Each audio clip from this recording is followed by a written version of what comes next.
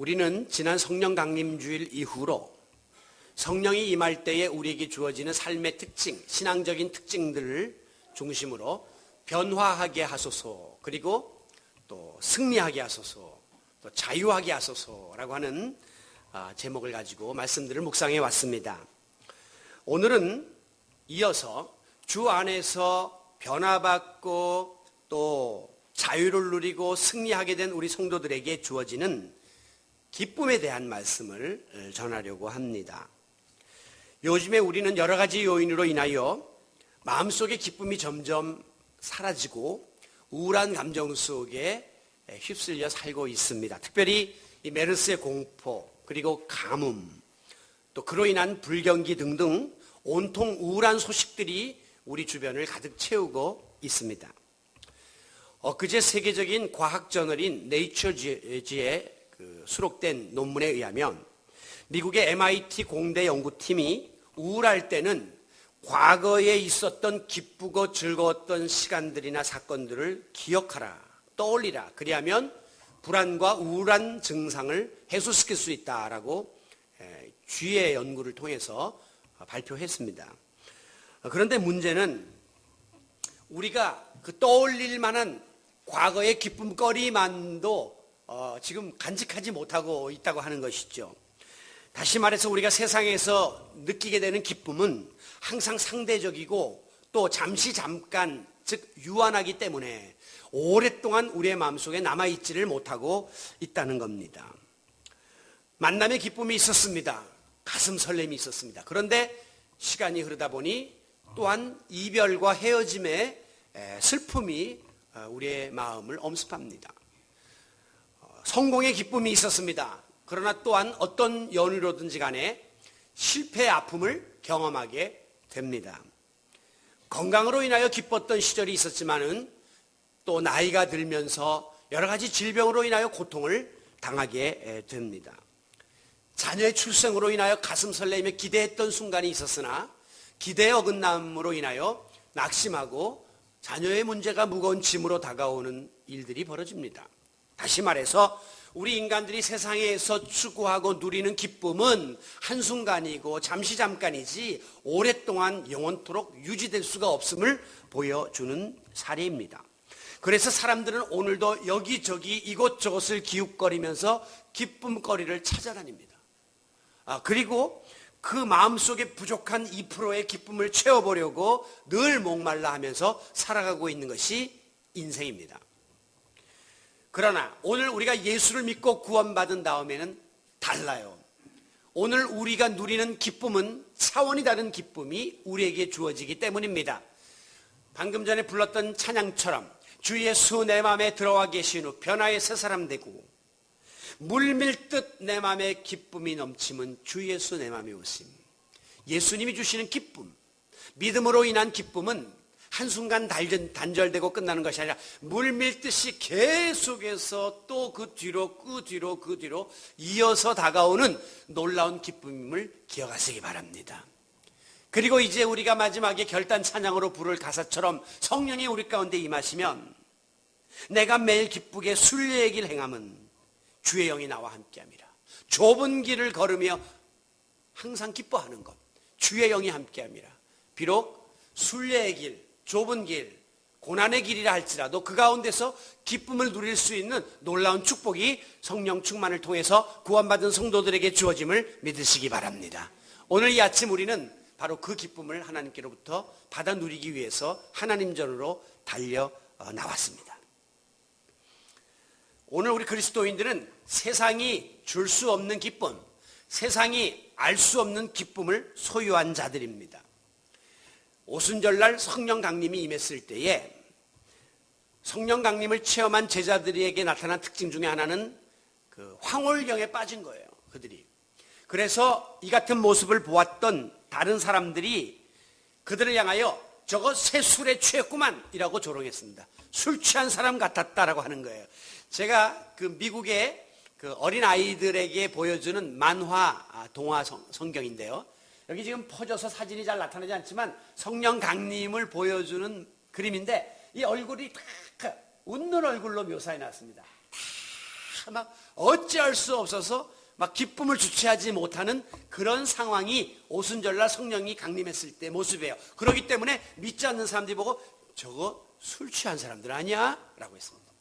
술 취한 사람들 좋아서 기뻐서 세상에서 그렇게 표현하는 것과 같은 그런 황홀경에 성령 충만한 자들이 빠졌다는 것은 믿는 자에게 주어지는 기쁨을 극단적으로 묘사하고 있는 장면입니다.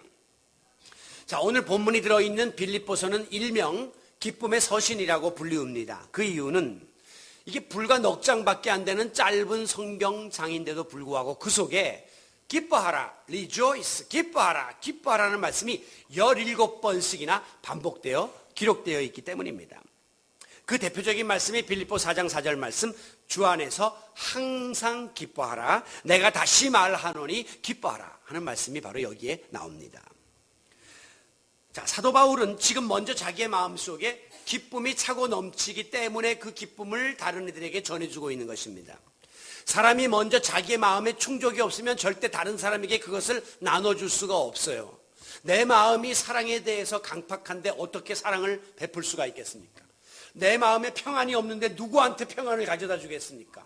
지금 바울은 그 마음속에 기쁨이 차고 넘치기 때문에 입을 열어 펜을 들어 다른 사람들에게 기뻐하라, 기뻐하라 계속해서 반복하고 명하고 있는 것이죠. 자, 그렇다면 객관적으로 볼 때에 바울이 그렇게 기뻐할 만한 처지에 놓여 있었는가? 정말 바울의 마음속에 그런 기쁨이 충만해서 다른 사람들에게 나누어주고 권면할 만한 그런 지경에 놓여 있었는가라고 하는 겁니다. 한마디로 그렇지 않았습니다. No, never. 절대 바울이 그런 입장이 아니었어요. 그렇다면 어떻게 바울은 이와 같은 기쁨의 마음을 다른 사람에게 전할 수 있는가라고 하는 거죠. 객관적으로 기쁨이 충만할 수 없는 상황 속에서 어떻게 기쁨을 논하고 기쁨을 나누고 있는가 하는 것입니다. 오늘 우리는 바울이 처했던 상황을 살펴보면서 그가 그 같은 상황들을 극복하고 기뻐할 수밖에 없었던 이유를 찾고, 그리고 우리도 오늘 이 우울함의 시대 속에서 다시 한번 기쁨을 회복하는 복된 시간이 되시기를 바랍니다. 자, 먼저 이 사도 바울은 자기에게 주어진 환경과 여건과 처지의 구애를 받지 않고 기뻐했습니다. 즉 환경을 초월한 기쁨을 지니고 있었다고 하는 것이죠. 본문 12절에 보면 내가 당한 일이 도리어 복음 전파의 진전이 된 줄을 너희가 알기를 원한다. 바울이 당한 일이 복음 전도의 진전이 되었다 그랬어요. 이게 세번역 성경에 보면 내가 당한 모든 일들이 오히려 복음을 전하는데 도움이 된 줄을 너희가 안다라고 말씀했습니다. 즉 바울은 지금 자기가 당한 일로 인하여 기뻐했어요. 왜? 이 일로 인하여 복음 전파에 더 도움이 되고 진전이 있었기 때문에 기뻐했다는 것입니다. 자, 그렇다면 당시에 바울이 당한 일은 도대체 무엇이었을까요? 그렇게 기쁠 만한 일이 아니었어요.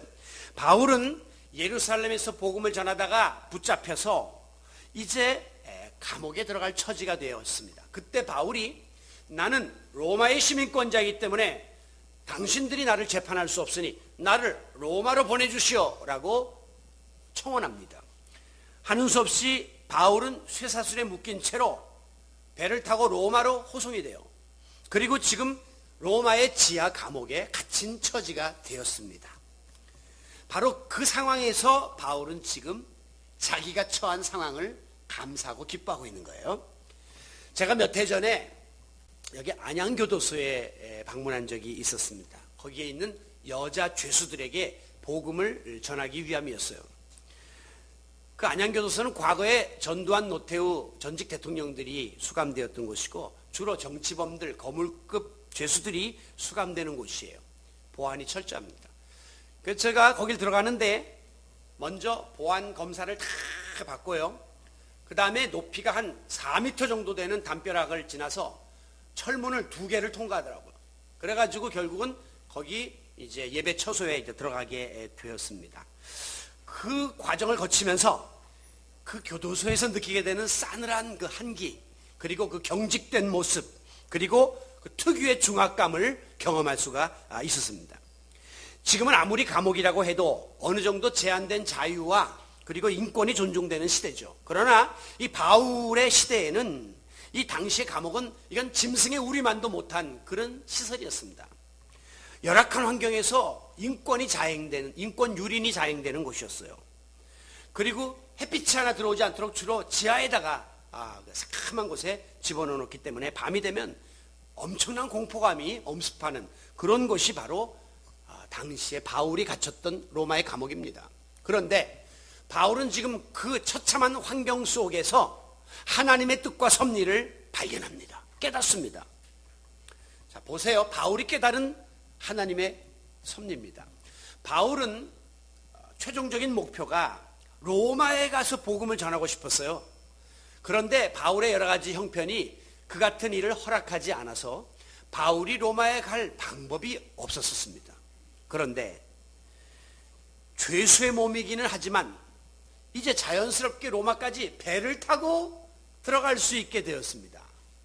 로마에 가고 싶었는데 로마에 운임도 싹도 안 내고 공짜 배 타고 가게 됐어요. 자, 그런가 하면 당시 로마에는 유대인들 중에 이 바울이 오기만 하면 잡아 죽이려고 하는 칼을 갈고 있는 원수들이 있었습니다. 저 바울은 저거 배신자고 저 바울은 죽이겠다고 생명의 위협을 늘 받고 있었는데 바울이 로마의 시민권자이기 때문에 또 죄수의 몸이기 때문에 주위에서 군인들이 호송해서 바울을 안전하게 로마로 인도했으니 바울이 신변보호까지 그냥 받게 된 거예요. 그런가 하면 로마의 감옥에 갇히게 된 바울은 그곳에서도 입을 열어 간수들에게 복음을 전하게 됩니다. 간수들은 로마 사람이에요. 그들의 입을 통해서 로마의 권력층에게 또 복음이 전파되는 놀라운 일이 벌어지게 되었습니다. 바울이 이 모든 과정을 가만히 생각하니 내가 비록 죄수의 몸으로 로마에 왔으나 하나님은 이 모든 과정 속에서 로마에 가서 복음을 전하게 하시려고 하는 아버지의 뜻을 이루고 계시는구나 하는 하나님의 뜻과 섭리를 깨닫게 된 것입니다. 그러자 바울의 마음속에는 지금 자기가 당하는 이 고통스러운 환경과는 상관없이 그가 지금 부자유로운 감옥에 갇혀 있음에도 그것과는 상관없이 물밀듯 기쁨이 넘쳐나게 된 것입니다. 자기의 환경을 초월하는 기쁨이 바울에게 주어진 것이죠. 그래서 바울은 펜을 들어 빌립보 교회 교인들에게 편지를 쓰면서 기뻐하라, 기뻐하라, 기뻐하라 라고 전하고 있는 것입니다. 비록 육신은 부자유한 몸이 되고 고통을 당하고 말할 수 없는 괴로움을 겪고 있었으나 그의 입에서는 기쁨이 나오고 있습니다. 왜? 이 모든 고통조차도 하나님이 나의 신앙을 연단시키기 위한 하나님의 훈련 과정이다. 이 모든 과정을 통해서도 하나님은 나에게 선교를 하도록 만드시는 하나님의 뜻이 있다라는 사실을 믿었기 때문에 그의 모든 환경을 신앙적으로 승화시켜 기쁨을 누릴 수가 있었던 것입니다. 이게 바로 우리 그리스도인들이 누리는 기쁨이에요. 여러분에게 여러 가지 지금 환경이 있습니다. 이 환경이 좋지만은 않아요. 아니 어떤 때는 열악해요. 그래서 세상적으로 힘들고 고통스러울 수 있습니다. 그러나 여러분이 영적인 안목을 가지고 믿음의 눈을 들어 보면 그 가운데 하나님이 나를 왜 이러한 가운데로 몰아넣으시고 내가 왜 이렇게 어려운 환경에 노출되어 있는가에 대한 하나님의 뜻과 섭리를 깨닫게 돼요. 그러면 우리의 마음속에 역으로 기쁨이 다가오면서 감사가 차고 넘치게 되는 것입니다. 바로 이것이 그리스도인에게 주어진 역설적인 기쁨이에요. 바울은 여러분이 아시는 것처럼 육체 가시, 질병을 지니고 있었습니다. 그를 오랫동안 괴롭히던 질병의 병명이 무엇인지는 정확히 기록되어 있지 않으나 성경학자들은 바울이 다메섹 도상에서 강력하게 빛으로 임하시는 예수님을 만난 이후에 눈에 안질이 생겨서 평생을 고생했다고 보고요. 또 실제로 바울이 글을 쓰는 일을 제대로 나중에 할 수 없었다. 그렇게 학자들은 기록하고 있습니다. 또 어떤 사람은 바울이 팔레스타인 지역을 돌아다니면서 전도행을 하다가 말라리아에 걸려서 고통을 받았다고도 기록하고 심지어 바울은 간질로 인하여 평생 동안 어려움을 겪었다고 기록되어져 있습니다.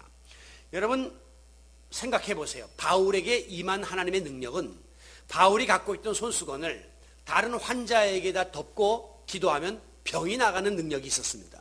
바울에게 갖고 있던 손수건을 귀신 들린 사람에게 덮어버리면 귀신이 도망가는 역사가 나타나곤 했습니다. 그런데 그 손수건의 주인공인 자기 자신은 정작 병을 가지고 있는 거예요.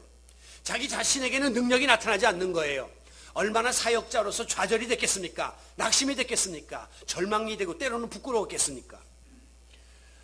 그래서 바울이 이 문제를 놓고 하나님께 이 병을 좀 고쳐달라고 기도했습니다. 성경에 보면 3번 기도했다고 했으나 3번은 숫자적인 3의 의미가 아니라 완전 숫자, 할 만큼 기도했다는 거예요. 무던히도 하나님께 이 문제를 놓고 간구했다는 것입니다. 그런데 하나님의 응답은 뭡니까? 내가 내 질병을 걷어가지 않는 이유는 네가 겸손해지기 위함이다. 그리고 너를 끊임없이 괴롭히는 그 가시로 인하여 내가 자고하거나 교만해지지 않도록 하기 위함이다. 그리고 네가 약함으로 인하여 내 강함이 드러나기 위함이다 라고 말씀했습니다. 바울은 이 같은 하나님의 응답을 받은 다음에 2번 다시 자기의 병 낫기를 위해서 기도하지 않았습니다.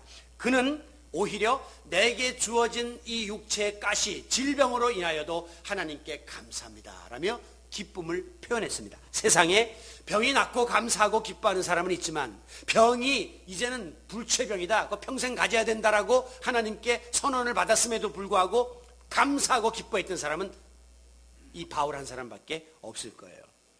어떻게 이런 일이 가능했습니까? 자기에게 주어진 이 모든 환경을 신앙적인 안목으로 하나님의 입장에서 보았기 때문에 그는 그 모든 상황 속에 순종할 수 있었고 그 상황을 극복하고 기쁨으로 승화시킬 수가 있었던 것입니다. 일본의 가가와 도요히코 목사라는 분이 계셨습니다. 그분에게는 사랑스러운 외딸이 하나 있었어요. 그런데 그만 이 외동딸이 질병으로 인하여 하나님의 부르심을 받고 죽었습니다. 많은 성도들이 문상으로 와서 목사님을 위로합니다. 그런데 이 목사님이 오히려 만면에 웃음을 띄우면서 이렇게 이야기했습니다. 하나님께 감사합니다. 뭘 감사해요? 딸이 죽었는데. 하나님께 감사합니다 하면서 우리 모두 만세를 부릅시다. 그러니까 거기 왔던 문상 왔던 교인들이 저 사랑하는 딸을 잃더니만 목사님이 드디어 정신이 획가닥했구만 이라고 수군덕거렸습니다. 그때 목사님은 이어서 말하기를 내 딸이 나보다 먼저 하나님의 나라에 가게 되었으니 이제 나는 그 나라만 바라봅니다. 나는 그 나라만 사모합니다. 내 딸이 있는 그곳에 나도 가기 위하여 나의 남은 생에 그 나라만 사모하게 되었으니 얼마나 감사합니까? 라면서 역설적인 감사를 드렸다고 하는 것입니다. 이거는 세상 사람들이 이런 이야기 들으면 정신 나간 사람이에요. 그러죠. 우리로 말하면 장례식장에서 사람이 죽었다고 슬퍼하는 데서 할렐루야 감사합니다 이렇게 말하는 것과 똑같은 거거든요. 있을 수 없는 것이죠. 그러나 믿음의 사람은 내 앞에 닥친 불행한 일, 나에게 당면한 어려운 환경조차도 믿음의 눈으로 볼 수 있기 때문에 그 속에 하나님이 예비하고 계신 축복을 바라볼 수 있고 하나님이 내게 깨우쳐 주시는 메시지를 들을 수 있기 때문에 우리는 어떤 고난과 역경 속에서도 상황에 연연하지 아니하고 처지에 구애받지 않고 바울처럼 기쁨을 누리며 살아갈 수 있기를 바랍니다. 이게 성도의 축복입니다. 두 번째로 이 바울을 보게 되면 인간관계의 어려움과 갈등 속에서도 그는 기뻐했습니다. 바울이 로마의 감옥에 갇히게 되자 그를 아는 주위 사람들의 반응이 둘로 갈라졌습니다. 14절 형제 중에 다수는 많은 사람들은 바울의 매임으로 말미암아 주 안에서 신뢰함으로 겁없이 하나님의 말씀을 더욱 담대하게 전했다 그랬죠. 그러니까 이 많은 사람들은 바울이 감옥에 갇힌 걸 보고 용기를 얻고 위로를 받고 야 우리도 바울 선생님처럼 저렇게 해야지 하면서 더욱더 하나님을 믿는 믿음으로 전도하는 일에 힘썼다는 것입니다. 아주 놀라운 반응이 바울로 인하여 일어났어요. 그런데 반면에 15절에 보면 어떤 사람들은 투기와 분쟁으로 투기와 분쟁으로 그리스도를 전파한다 그랬어요. 그러니까 복음을 전하기는 전하는데 시기하고 다투고 그 속에 불순한 요소가 들어가 갖고 복음을 전하고 있는 겁니다. 왜? 17절 마지막에 보면 그들은 나의 매임에 괴로움을 더하게 할 줄로 알아. 사도 바울이 감옥에 갇힌 것에 더 괴로움을 주려고 그런 불순한 마음을 가지고 복음을 전하기는 전하는데 잘못된 그런 관계성을 가지고 있는 사람들이 바울에게 있었다는 것을 보여주고 있는 거예요. 즉 바울을 지지하고 따르고 본받으려고 했던 이들이 있었고, 바울을 어떻게 해서라도 폄하하고 그의 능력을 끌어가지고 반대하는 다투는 자들이 있었음을 보여주고 있습니다. 여러분, 주의 일을 하는 데 있어서 참 이런 갈등이 일어난다는 것은 굉장히 가슴 아픈 일이죠. 제가 가끔 해외 선교지를 가보게 되면 이 선교사님들 간에 알게 모르게 이렇게 교파 간에 혹은 선후배 간에 이렇게 알력이 있는 것을 이제 보게 됩니다. 그래서 선교지에 가면 어떤 A라는 선교사님이 저에게 와서, 목사님, 저 B라는 선교사는 절대 전화가 와도 만나지 마십시오. 왜냐하면 이 지역에서 평이 나쁩니다. 뭐 이렇게 하면서 뭐 자기가 나를 위하는 것처럼 이렇게 하셔요. 근데 나중에 전체를 놓고 보면 그 좋지 못한 생각들이 그 안에 끼어 있기 때문이에요. 자기가 더 저 사람보다 인정을 받고 싶어 한다든가, 또 선교비를 모국에서 더 많이 좀 지원받고 싶어 한다든가, 이래가지고 자기 라이벌들을 치는 이런 일들이 전도 현장, 선교 현장에서 일어나는데, 바울이 지금 그런 어려움을 경험하고 있었던 것입니다. 여러분, 이 같은 소식, 특별히 반대파들의 그 동향을 전해들은 바울의 마음에 얼마나 서운한 감정이 있었겠습니까? 얼마나 속이 상했겠습니까? 하지만 바울은 말하기를, 나를 지지하든지 나를 반대하든지 간에 결론은 복음을 전파한다고 하니 됐다. 내가 중간에 거침돌이 안 되면 되니까 내가 문제가 아니라 복음만 전파되면 된다라고 이야기를 합니다. 즉 바울은 특별히 자기를 미워하고 자기를 방해했던 사람들과의 인간관계조차도 그는 믿음으로, 사랑으로 극복해 나가고 있었음을 보여주는 것입니다. 여러분, 우리 인간은 사회적 존재죠. 그래서 이 다른 사람과의 관계를 무시한 채 자기 혼자는 절대 살 수가 없습니다. 우리는 세상에 태어나면서부터 부모님을 만나고 형제 자매를 만나고 또한 친지를 만나고, 더 나아가서 학교에 가서 친구들을 만나고 선생님을 만나고 이웃들을 만나고, 끊임없는 만남의 연속 속에서 우리 인간은 살아가고 있습니다. 그런데 이 인간관계를 맺는다는 것이 얼른 보면 뭐 수월한 것 같고 아무것도 아닌 것 같지만, 인생을 점점 살면 살수록 인간관계처럼 어려운 것이 없더라는 거예요. 정말 이 인간관계 때문에 우리가 아픔을 많이 경험하고 우리 마음이 기쁨을 잃어버릴 때가 참 많습니다.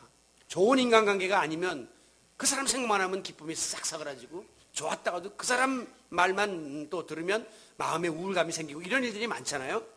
자, 왜 우리가 이렇게 인간관계가 어려운가? 가만히 생각해 보니까요, 상대방이 나하고 다르기 때문입니다.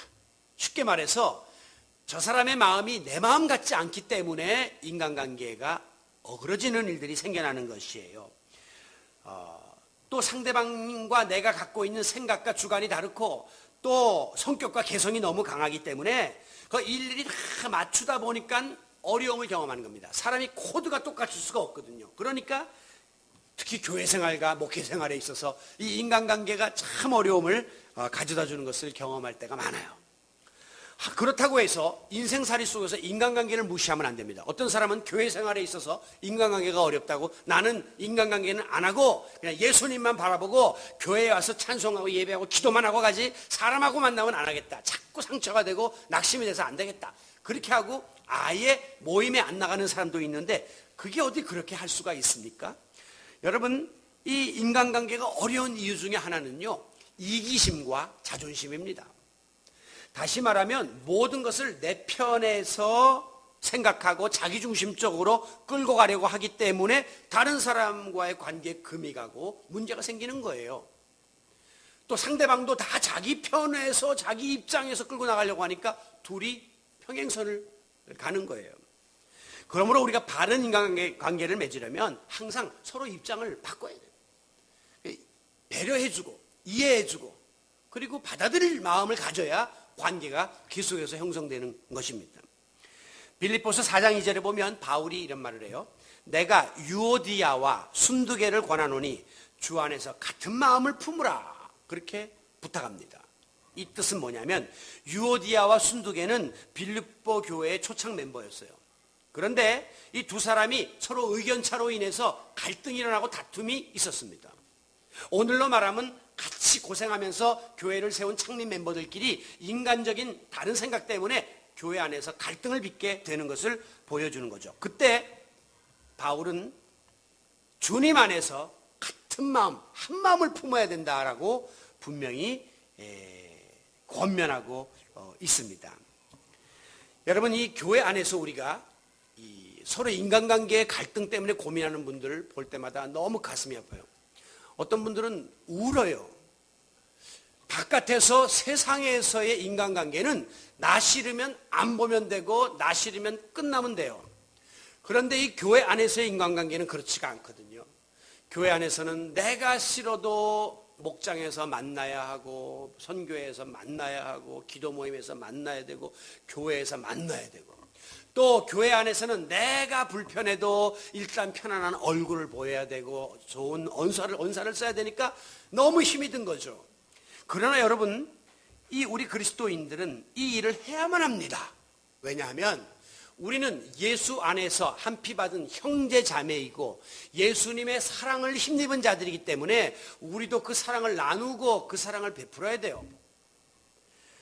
그래서 빌립보서 2장 5절에 보면 너희 안에 그리스도 예수의 마음을 품으라 라고 권면하고 있는 것입니다.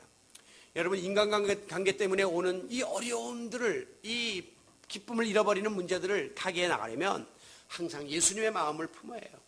제자들의 발을 닦아주셨던 낮은 자리에서 언더스탠딩, 낮은 데서 상대방을 볼 수 있어야 되고요. 십자가에 달려 죽으면서까지 죄인들을 용서했던 주님의 그 사랑과 용서의 마음을 가지고 상대방을 품으면 인간관계가 풀어지지 못할 문제가 없어요. 그렇기 때문에 우리 그리스도인들은 인간관계의 어려움도 극복할 수 있고 바울처럼 자기를 반대하고 괴롭히는 사람들조차도 품고 그 안에서 기쁨을 누릴 수 있어야 할 줄로 믿습니다. 자, 이제 마지막에 이 바울을 보게 되면 그는 죽음의 위협 앞에서도, 공포 앞에서도 기뻐하고 있습니다. 지금 이 메르스 확산 때문에 우리 전 국민들을 공포 속으로 몰아넣는데요.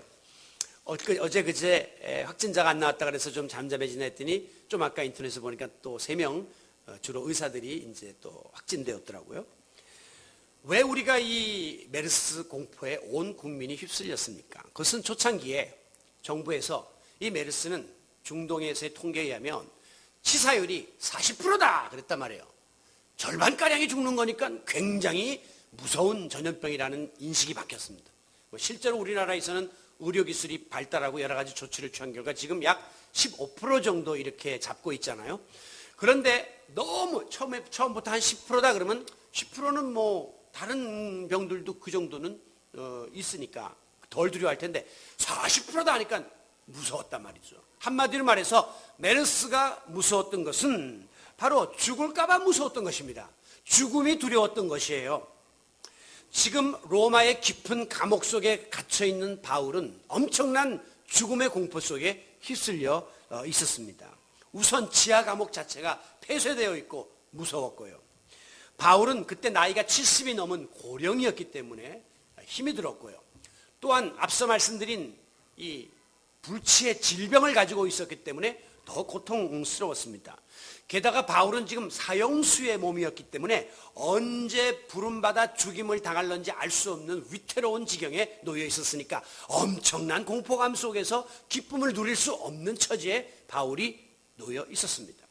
여러분이 사형수들을 사형시키는 이야기들을 들어보면 절대 그 일자를 가르쳐주지 않는다는 거예요. 왜? 그거 가르쳐주면 스스로 견디질 수가 없기 때문에. 그래서 그냥 그날 넘어가는데 이제 어느 날 뭐 몇 번 면회 뭐 이런다든가 몇 번 교도소 소장님 면담 뭐 이렇게 이제 호출한단 말이에요. 그럼 이제 일상적인 줄 알고 나가는데 일루 가면 면담소고 일루 가면 사형장인데 갑자기 옆에 팔을 탁 끼더니만 간수들이 형장으로 딱 끌고 나갈 때 이 사람의 몸에서 막 그 초인적인 힘이 나온대요. 죽음을 직감하면서 막 뿌리치고 막 난리치면서 오줌을 막 쭉쭉 질리면서 공포 속에서 막 죽음에 대해서 이제 반항하는 그런 일들이 벌어진다고 합니다.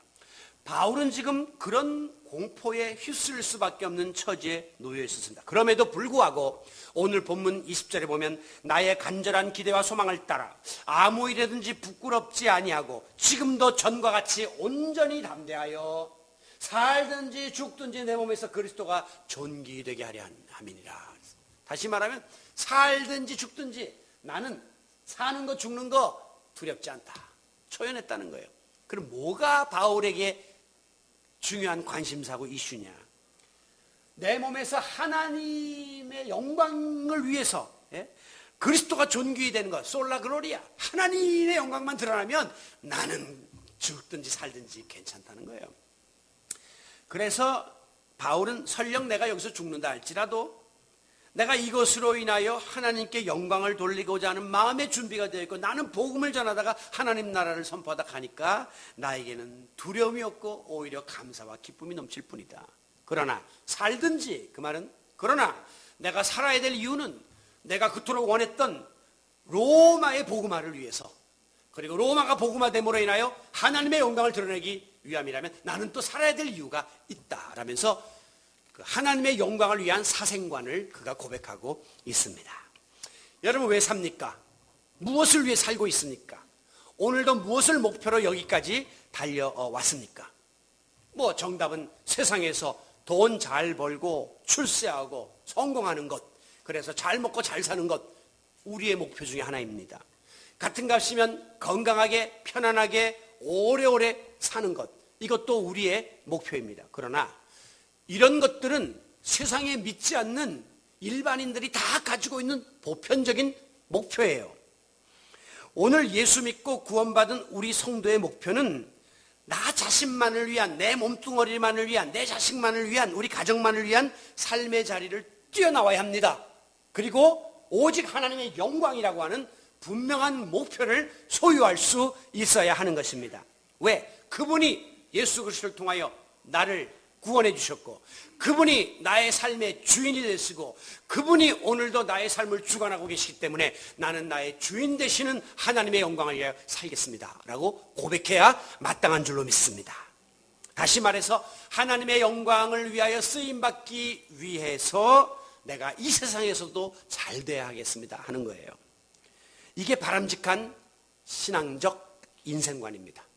내가 돈 많이 벌고 싶어요. 하나님 사업 잘 되게 해주세요. 왜? 잘 먹고 잘 살고, 이게 아니라 이거로 인하여 하나님 나라의 확장에 좀 사용하고, 선교에 좀 사용하고, 좀 주님 영광을 위해서 멋있게 한번 사용하고 싶습니다 라고 하는 목표가 하나님에게 있어야 된다는 거예요. 내가 정치계에서 성공하게 해주세요. 왜? 이 정치를 잘해서 결국은 하나님의 뜻을 이 나라에 좀 이루게 해주세요, 이런 거죠.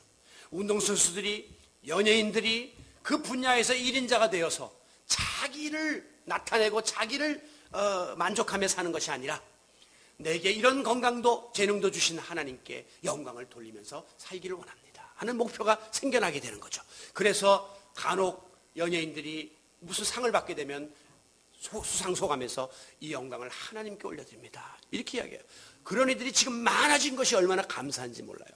제가 어릴 때는 꼭 무슨 미스코리아나 이런데 무슨 그런 거 보면 꼭 뭐 소감 말하면 매일 뭐 세븐 미용실 뭐 디자이너에게 감사합니다 뭐 이런 이야기 많이 들었는데 지금은 그런 말에서는 거의 없고 하나님께 원합니다.